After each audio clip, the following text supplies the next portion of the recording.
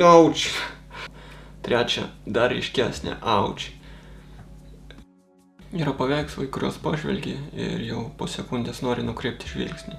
Ne todėl, kad jie blogi ir ne todėl, kad nieko neišmanai apie meną, o priežastis visai kita ir žinai, kas iš tikrųjų vyksta. Spalvos, čia daroma pati didžiausia klaida. Esame įpratę suvokti spalvą tam tikrų būdų, bet realiame pasaulyje. Gatvėje, miške, namuose, grinų rėkiančių spalvų beveik neegzistuoja.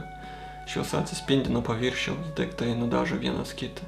Viskas aplinkui tai sudėtinga prislopinta atspalvių simfonija, pastelinė, sluoksniuota, bet mes apie tai negalvojame, nes mūsų smegenys tai tiesiog filtruoja.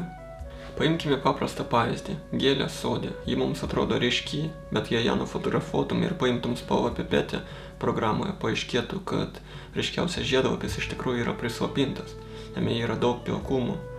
Tai kodėl jis mums atrodo toks ryškus? Todėl, kad aplinkui jį yra kontrastas, priešingas atspalvis, kuris pakelia gėlę, išskiria ją ir daro pagrindinę.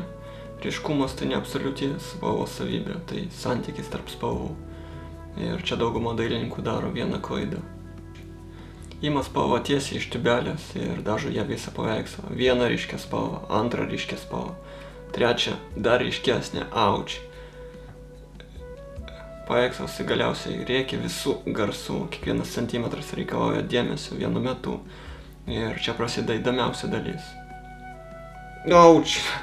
Mūsų smegenys vis dar veikia taip pat kaip tūkstančius metų atgal. Mumise vis dar gyvena senoviniai instinktai ir mes reaguojame į pernelyg ryškias spalvas kaip į pavojaus signalą.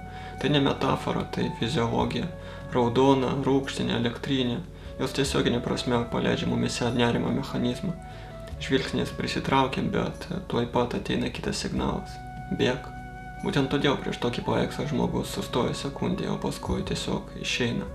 Ir ne todėl, kad paveikslas yra negražus, o todėl, kad jis tiesioginė prasme išstumia žvilgsnį. Aš nesakau, kad ryškumas tai visada blogai. Vienas ryškus akcentas ant prislopinto fono ir paveikslas atgyja, bet kai ryšku viskas, neišsiskiria nieko. Tai dirginimas. Žvilgsnis tiesiog neranda kur pailsėti ir išeina. Išlaikyti žiūrovo žvilgsnį tai neatsitiktinumas ir ne magija.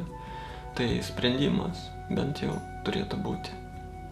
Yra ir kita priežastis, dėl kurios paveikslas praranda žiūrovą. Tai prasminis chaosas, kai siužetas perkrautas detalėmis, bet ten viskas daug maž aišku. O štai spalvinė klaida jį nepastebima. Jos neįsisąmonina nei žiūrovas, nei dažniausiai patys menininkai. Žmogus žiūri, jaučia dirginimą ir mano, kad tai tiesiog ne jam. O iš tikrųjų, paveikslas jam sako, tiesiog eik iš čia.